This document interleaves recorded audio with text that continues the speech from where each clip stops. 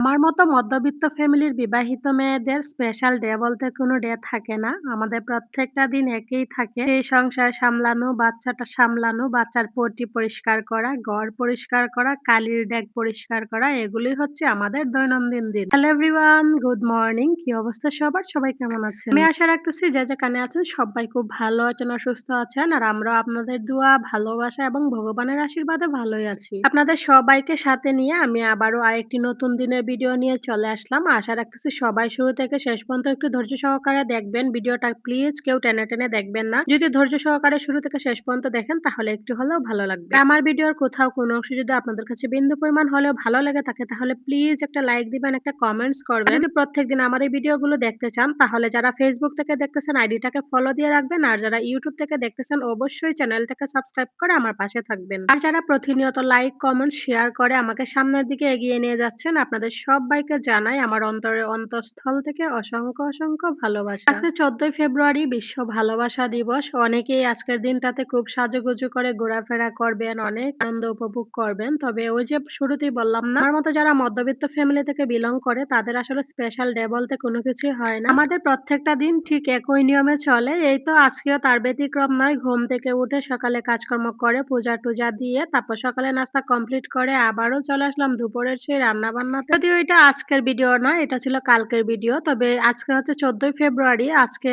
ভালোবাসা দিবসের যে ভিডিওটা সেটা আমি কালকে শেয়ার করব। আর আপনাদের কাছে রিকোয়েস্ট করব অবশ্যই কালকের ভিডিওটাতে আপনারা চোখ রাখবেন। আজকে হ্যাপি ভ্যালেন্টাইনস ডে আমরা কিভাবে কাটাইছি সেটা কালকের ভিডিওতে শেয়ার করব। যাই হোক, রান্না-বান্না কমপ্লিট করে এদিকে চলে আসলাম। আর আজকে দুপুরটা এমন লাগতেছে কি বলবো, এত নীরব মনে হইতেছে যে একদম জনশূন্য, মানবশূন্য একটা পরিবেশ। একদম প্রচন্ড নীরব, মানে কেমন যে একটা লাগছিল বলার মতো না। তারপর চলে আসছি ছাদে। ভাবলাম ছাদে গিয়ে একটু সময় কাটাই তাহলে ভালো লাগবে। আর বাবু তো সেই সকালে গেছে, এখনো আসার নামে কোনো নামগন্ধ নাই। কবে আসবে, মানে কয়টার সময় আসবে নিজেও জানি না। ২ মেয়ে নিয়ে চলে আসলাম ছাদে। একটু ছাদে ঘোরাফেরা করতেছি, বাহিরের প্রাকৃতিক দৃশ্যগুলা দেখতেছি, ভীষণ ভালো লাগতেছে। আসলে মাঝে মধ্যে নিজের অজান্তেই অনেক সময় আসলে এমন লাগে যেটা বলার মতো না আরকি। কেমন জানি লাগে, নিজেও বুঝতে পারি না। তো সেজন্য ছাদে চলে আসলাম। ছাদে আসার পরে বেশ ভালো লাগতেছে। ওইদিকে এই তো একভাবে স্ট্রবেরি গাছ লাগাইছিল, ফুল আসছে। ফুলগুলো দেখেও খুব ভালো লাগলো। আর ছাদের এইদিকে সিনটা খুব সুন্দর। এই যে মানে এই সিনগুলা দেখলে আমাদের গ্রামের বাড়ির কথা মনে হয়ে যায়, একদম গ্রামের বাড়ির মতো। তো শুভ বিকেল প্রিয় বন্ধুরা। ওর বাবু আসছে প্রায় ৫টার দিকে। আমরা ছাদেতে আসলে পরেই আসছে। আসার সময় যে দেখেন কতগুলো শ্যাম্পু, একটা সাবান, তার সাথে তেল নিয়ে আসছিল। আসার পরে হচ্ছে আমরা দুপুরে খাওয়া-দাওয়া করছি। এর আগে করি নাই আরকি।